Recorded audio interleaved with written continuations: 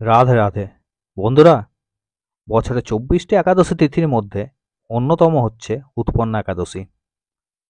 উৎপন্না একাদশীর ব্রত অঘ্রাণ মাসের কৃষ্ণপক্ষের একাদশী তিথির দিন পালন করা হয়। কথিত আছে, উৎপন্না একাদশী তিথির ব্রত রেখে কেউ যদি নিয়ম নিষ্ঠা করে ভগবান বিষ্ণুর আরাধনা করেন, তাহলে ওই ব্যক্তি তার পূর্বজন্মের সমস্ত পাপ থেকে মুক্তি পেয়ে যান। আজকের ভিডিওতে আমি আলোচনা করব উৎপন্না একাদশীর ব্রত কথা, ব্রত মাহাত্ম্য, এবছরের সময়সূচি এবং পালনের সময় ইত্যাদি বিষয়ে। ভগবান শ্রীকৃষ্ণকে অর্জুন বললেন, হে দেব, অগ্রহায়ণের পুণ্যপ্রদায়ী কৃষ্ণপক্ষের একাদশীকে কেন উৎপন্না একাদশী বলা হয় এবং কি জন্যই বা এই একাদশী পরম পবিত্র ও দেবতাদেরও অত্যন্ত প্রিয়, তা জানতে আমার খুব ইচ্ছা হয়। আপনি কৃপা করে আমাকে তা বলুন।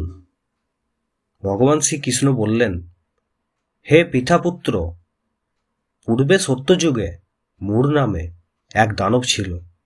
অদ্ভুত আকৃতি বিশিষ্ট সেই দানবের স্বভাব ছিল অত্যন্ত গোপন। সে দেবতাদেরও ভয়ের কারণ ছিল। যুদ্ধে দেবতাদের, এমনকি স্বর্গরাজ ইন্দ্রকেও পরাজিত করে স্বর্গ থেকে বিতাড়িত করেছিল। এইভাবে দেবতারা পৃথিবীতে বিচরণ করতে বাধ্য হয়েছিল। তখন দেবতারা মহাদেবের কাছে গিয়ে নিজেদের সমস্ত দুঃখ সবিস্তারে জানালেন। শুনে মহাদেব বললেন, হে দেবরাজ, যেখানে শরণাগত বৎসল জগন্নাথ গরুধ্বজ বিরাজ করছেন, আপনারা সেখানে যান। তিনি আশ্রিতদের পরিত্রাণকারী, তিনি নিশ্চয়ই আপনাদের মঙ্গল বিধান করবেন। দেবাদিদেবের কথা মতো দেবরাজ ইন্দ্র দেবতাদের নিয়ে ক্ষীরসমুদ্রের তীরে গমন করলেন। ক্ষীরসমুদ্রে শায়িত শ্রী বিষ্ণুকে দর্শন করে দেবতারা হাত জোড় করে তার স্তব করতে লাগলেন। স্তুতির মাধ্যমে নিজ নিজ দৈন্য ও দুঃখের কথা তারা ভগবানকে জানালেন। ইন্দ্রের কথা শুনে ভগবান নারায়ণ বললেন, হে ইন্দ্র, সেই মূঢ় দানব কি রকম, সে কেমন শক্তিশালী তা আমায় বলো। ইন্দ্র বললেন, হে ভগবান, প্রাচীনকালে ব্রহ্মবংশে তালজঙ্গা নামে এক অতি পরাক্রমী অসুর ছিল। তারই পুত্র সেই মূঢ় অত্যন্ত বলশালী, ভীষণ উৎকট ও দেবতাদেরও ভয় উৎপাদনকারী।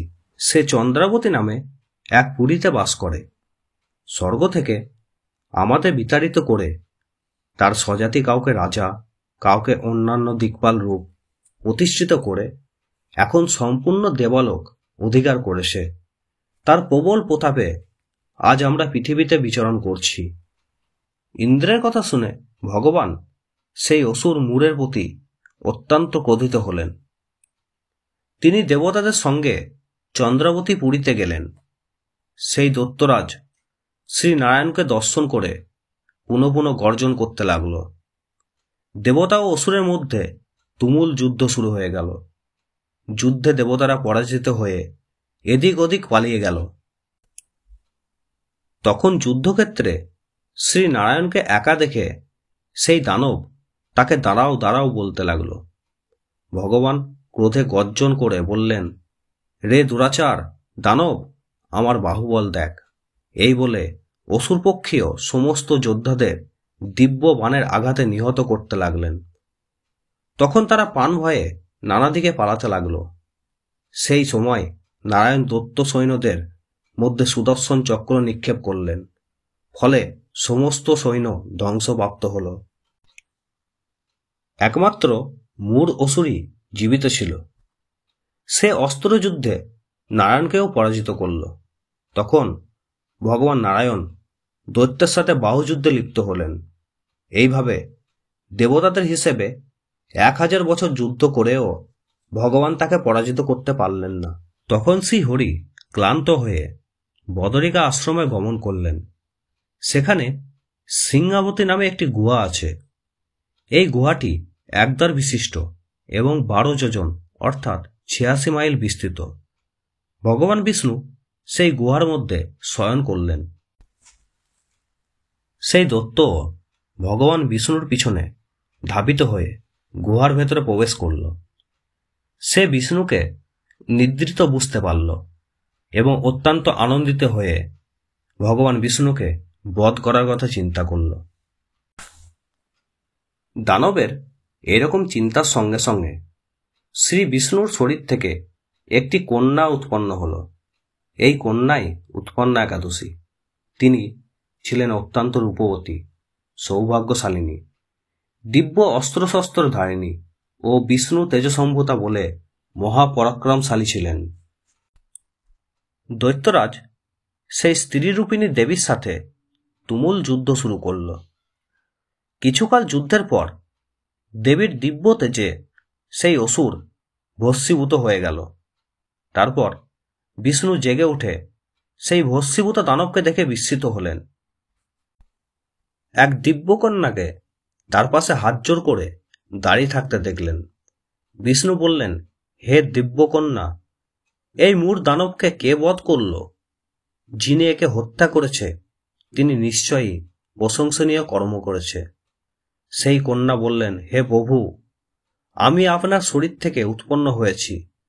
আপনি যখন ঘুমিয়েছিলেন তখন এই দানব আপনাকে বধ করতে চেয়েছিল, তা দেখে আমি তাকে বধ করেছি। আপনার কৃপাতেই আমি তাকে বধ করতে পেরেছি। একথা শুনে ভগবান বললেন, আমার পরাশিক্ত, তুমি একাদশীতে উৎপন্ন হয়েছ, তাই তোমার নাম হবে একাদশী। আমি এই ত্রিলোকে দেবতা ও ঋষিদের অনেক বর প্রদান করেছি। তুমিও তোমার মন মতো বর প্রার্থনা করো, আমি তোমাকে তা প্রদান করব। একাদশী বললেন, হে দেবেশ, ত্রিভুবনে সর্বত্র আপনার কৃপায় সর্ববিঘ্ন নাশিনী ও সর্বদায়িনী রূপে যেন পরম পূজ্য হতে পারি, এই বিধান করুন। আপনার প্রতি ভক্তিবশত যারা শ্রদ্ধা সহকারে আমার এই ব্রত উপবাস করবে তাদের সর্বসিদ্ধি লাভ হবে, এই বর প্রদান করুন। ভগবান বিষ্ণু বললেন, হে কল্যাণী, তাই হোক। উৎপন্না নামে প্রসিদ্ধ তোমার ব্রত পালনকারীর সমস্ত ইচ্ছা পূর্ণ হবে। তুমি তাদের সকলের মনোবাসনা পূর্ণ করবে, এতে কোনো সন্দেহ নেই। তোমাকে আমার শক্তি বলে মনে করি, তাই তোমার ব্রত পালনকারী সকলে আমারই পূজা করবে। এর ফলে তারা মুক্তি লাভ করবে। তুমি হরিপ্রিয়া নামে জগতে বিখ্যাত হবে। তুমি ব্রত পালনকারীর শত্রু বিনাশ, পরম গতি দান ও সর্বসিদ্ধি প্রদান করতে সমর্থ হবে। ভগবান বিষ্ণু এইভাবে উৎপন্না একাদশীকে বরদান করে অন্তর্হিত হলেন। সমস্ত ব্রতকারী দিবারাত্রি ভক্তিপরায়ণ হয়ে এই উৎপন্না একাদশীর উৎপত্তির কথা শ্রবণ কীর্তন করলে শ্রী হরির আশীর্বাদ লাভে ধন্য হয়। সাধারণত সূর্যোদয়ের তারতম্যের উপর ভিত্তি করে একাদশী পালনের দিন নির্ধারিত হয়। ভারতবর্ষের সকল স্থানে একই সময়ে সূর্যোদয় হয় না। এবছর এই উৎপন্না একাদশী ভারতবর্ষের বিভিন্ন স্থানে 26 এবং 27 নভেম্বর পালিত হবে। এখন আমরা জেনে নেব ভারতবর্ষে কোন কোন স্থানে 26 তারিখ এই উৎপন্না একাদশী পালিত হবে এবং কোন কোন স্থানে 27 তারিখ এই উৎপন্না একাদশী পালিত হবে।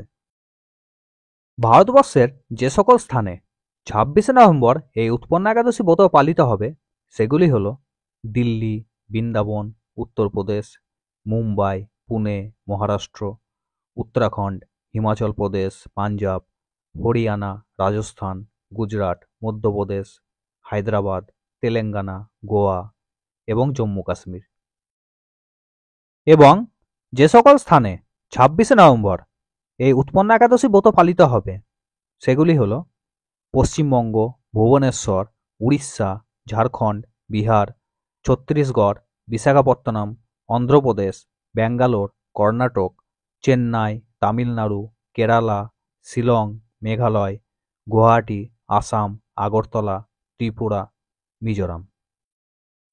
এছাড়া বাংলাদেশে এই উৎপন্না একাদশী ব্রত পালিত হবে 27 নভেম্বর।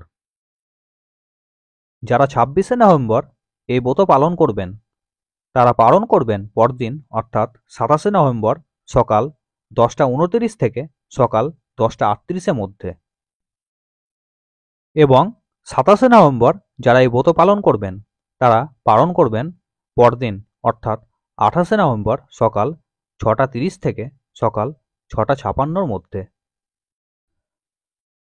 তাহলে বন্ধুরা, আজকের ভিডিওটি আমি এখানেই শেষ করলাম।